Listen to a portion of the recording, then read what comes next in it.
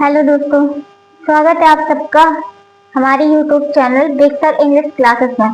तो आज हम फिर एक बार आपके लिए लेके आए हैं सोशल साइंस की क्लास, जो जियोग्राफी वाले पार्ट से रिलेटेड है। ठीक है, जो आपका जियोग्राफी वाला पोर्शन होता है उसमें काफी सारे क्वेश्चन होते हैं और वो इम्पोर्टेंट भी होता है। तो जियोग्राफी से हम लेके आए हैं आपके लिए जल संसाधन से कुछ क्वेश्चन। एक क्लास और भी हम इसकी दे चुके हैं और जो उसमें भी हमारे 20 क्वेश्चन थे और इसमें भी हमारे 20 क्वेश्चन हैं। ठीक है, 20 क्वेश्चन उस क्लास में थे, 20 क्वेश्चन इस क्लास में है।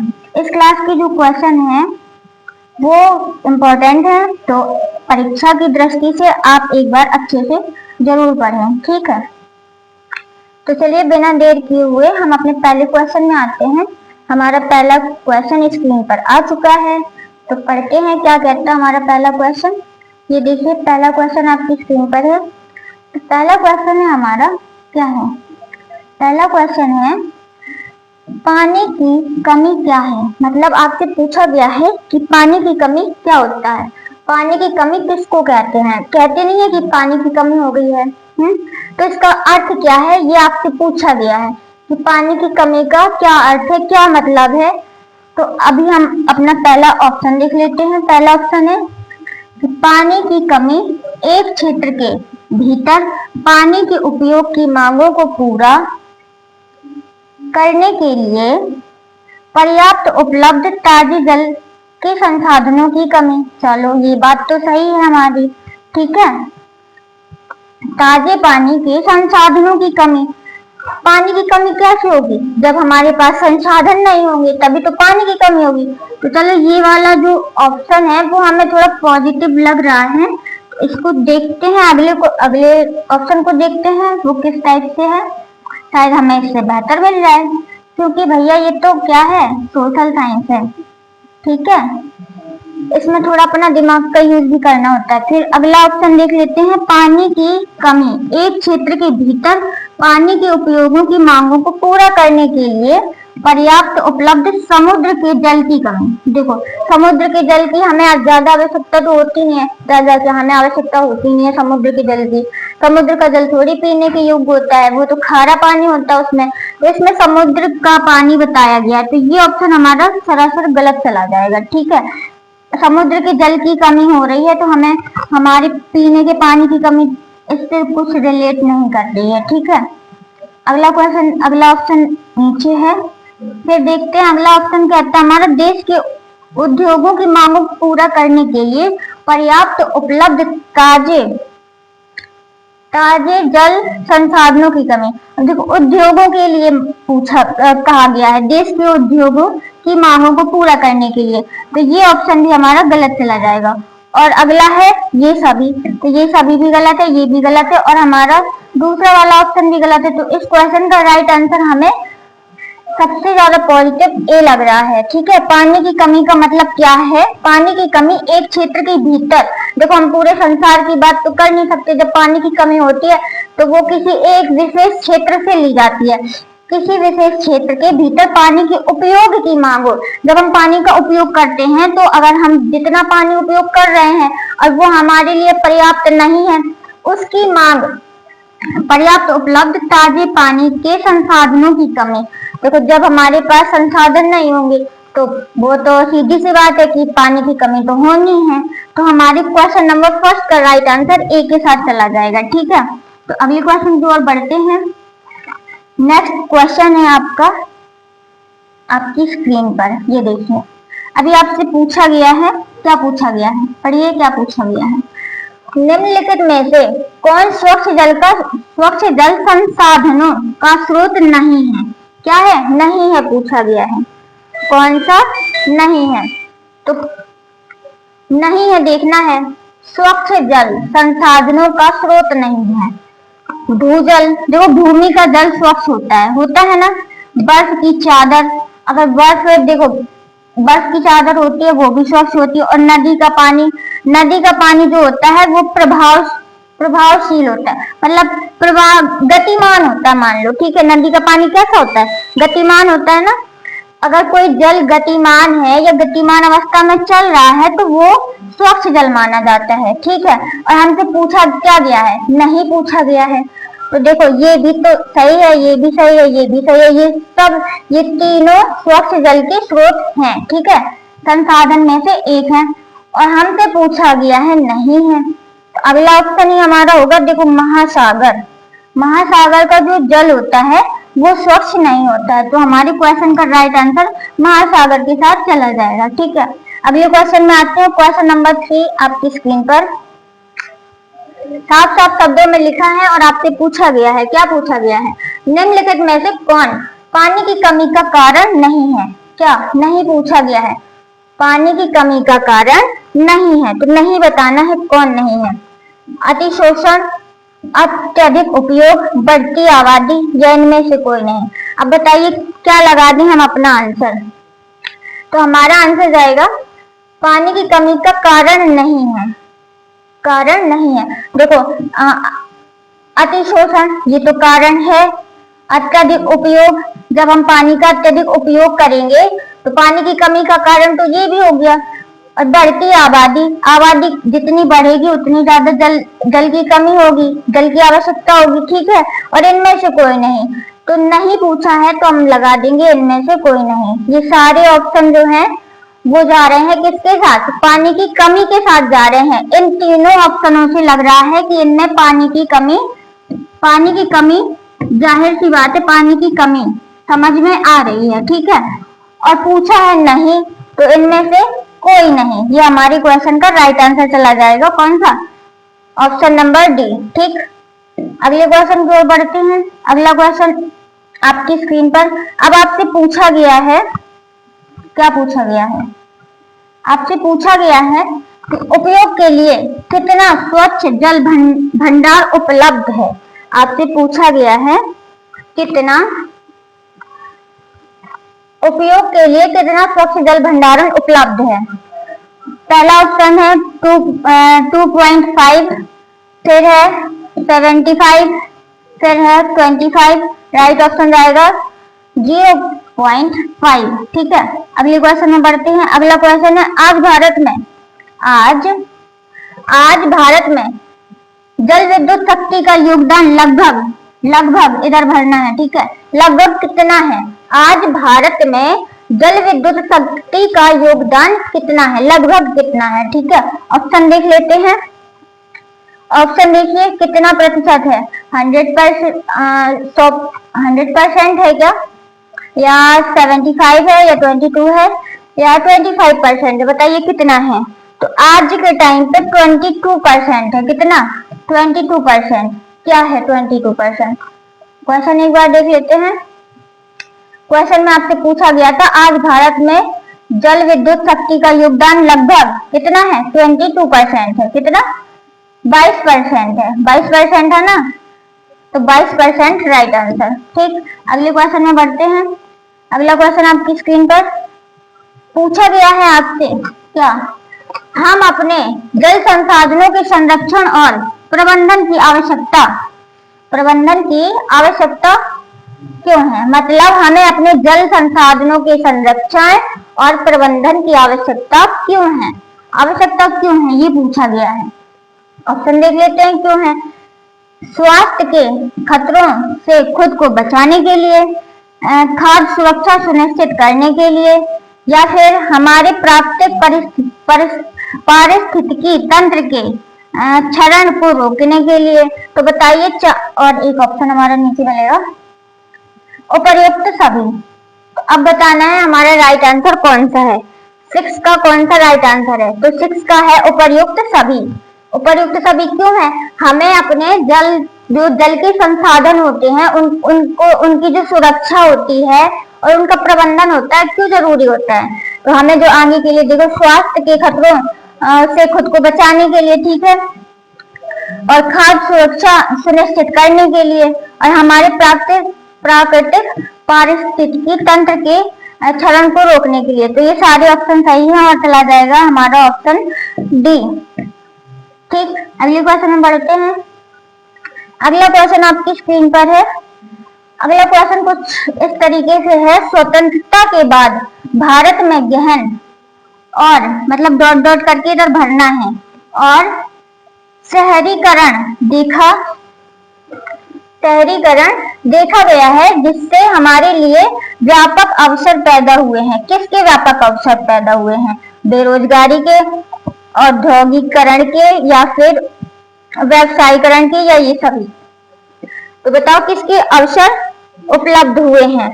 इसका चला जाएगा आंसर औद्योगिकीकरण के साथ। ठीक है, औद्योगिकीकरण के बहुत ज्यादा अवसर मिले हैं हमको। ठीक है, कब? स्वतंत्रता के बाद भारत में। ठीक, अगला क्वेश्चन देखेंगे। अगला क्वेश्चन आपकी स्क्रीन पर क्वेश्चन नंबर 8 कहता है,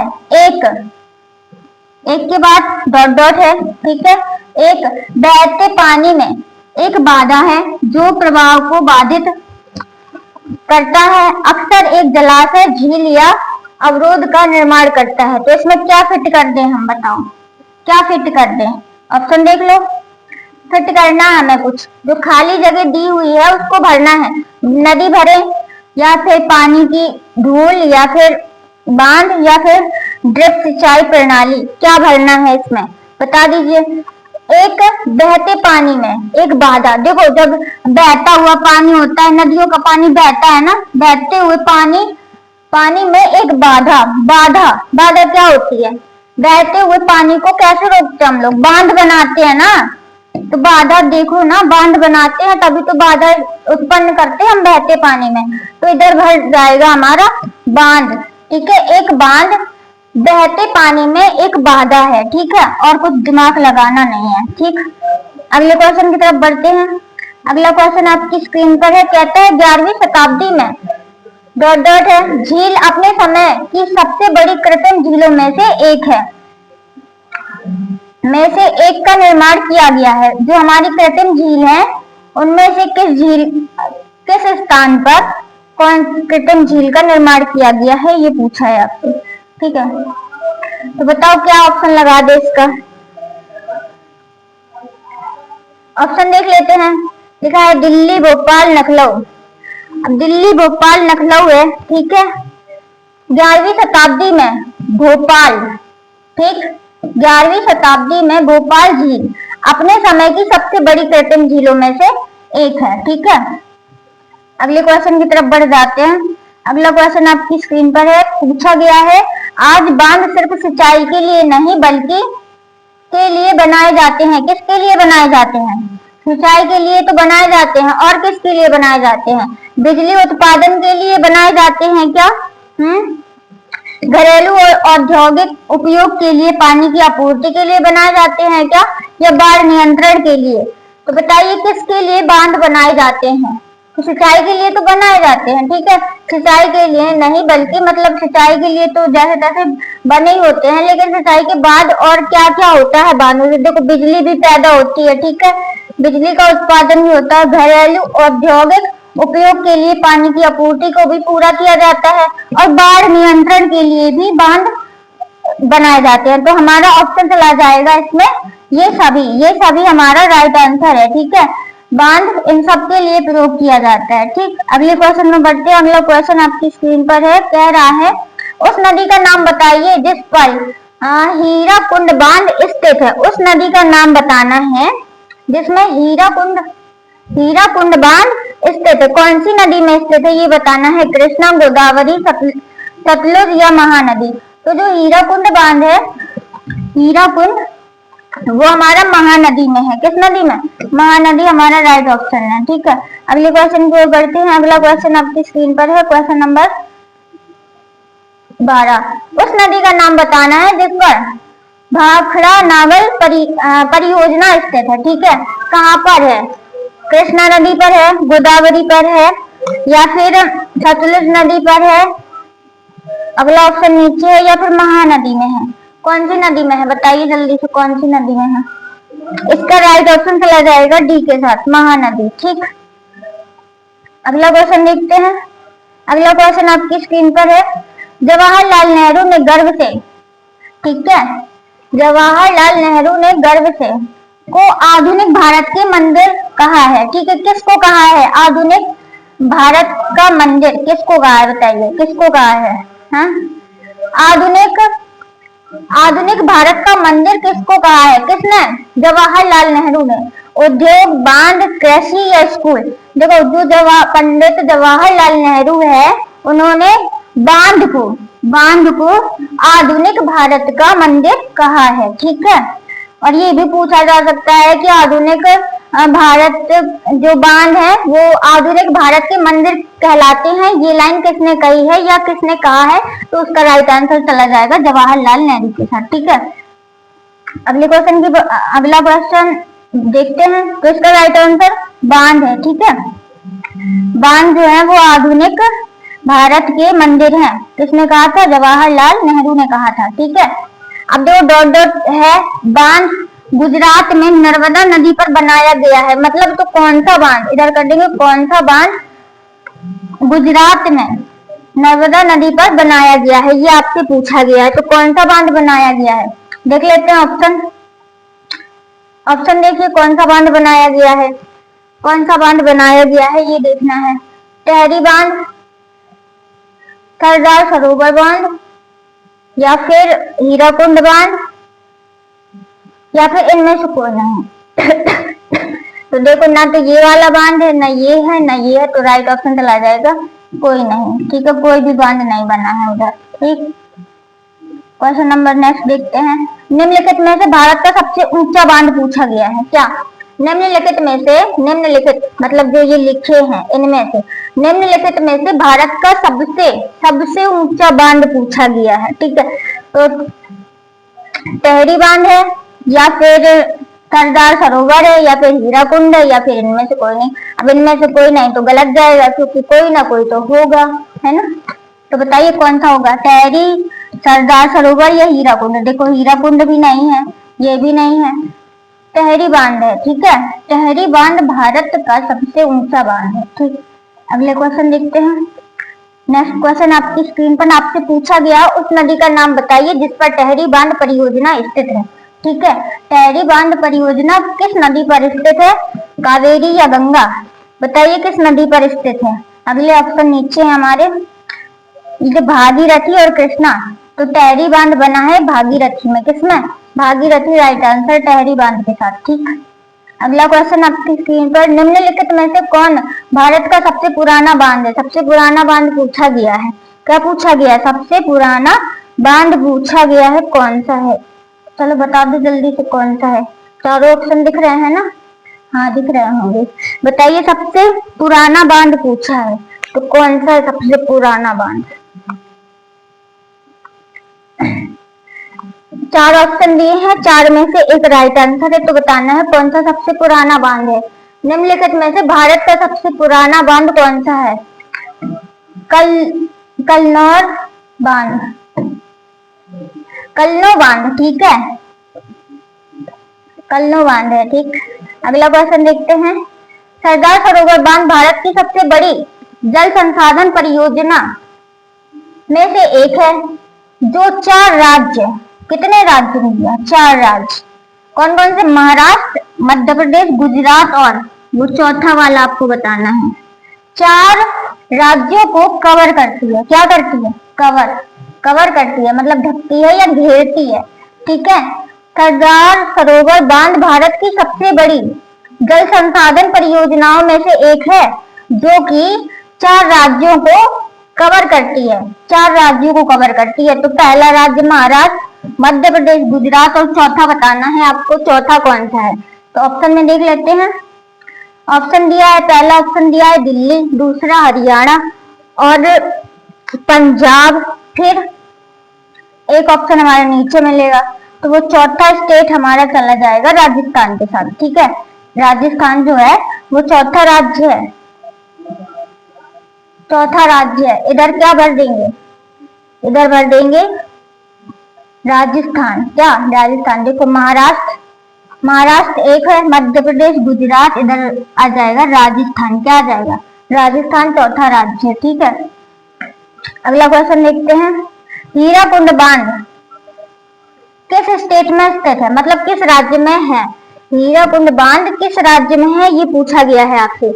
उड़ीसा, दिल्ली, पंजाब, उत्तराखंड, बताइए किसमें स्थित है।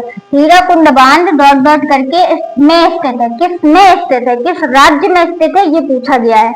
तो उड़ीसा, दिल्ली, पंजाब या उत्तराखंड, कहाँ स्थित है ये बताना है आपको। तो देखो उत्तराखंड में नहीं है, पंजाब में भी नहीं है, दिल्ली में भी नहीं है, तो ये जाएगा उड़ीसा के साथ। उड़ीसा को लॉक करते हैं, ठीक है, और अपने क्वेश्चन का आंसर राइट करते हैं।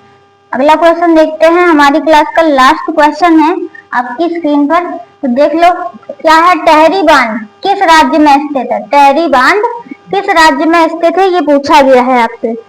उड़ीसा, दिल्ली, पंजाब, उत्तराखंड, बताइए किस में स्थित है। देखो ना तो ये उत्तराखंड में है, ना पंजाब में है, ना दिल्ली में है, तो किस में है। अब क्या बचा, बचा हमारा उड़ीसा। क्या बचा, उड़ीसा बचा ना। तो जो टहरी बांध है, टहरी बांध वो उड़ीसा राज्य में स्थित है। कहाँ पर स्थित है, उड़ीसा राज्य में। ठीक है, इसी के साथ हम अपनी क्लास को खत्म करते हैं और आशा करते हैं आप लोगों से कि अगर आपको हमारी क्लास अच्छी लगी, कुछ समझ में आया, तो प्लीज हमको सपोर्ट करिए, हमारे चैनल को सब्सक्राइब करिए, क्लास को लाइक करिए और अपने दोस्तों को शेयर करिए। धन्यवाद।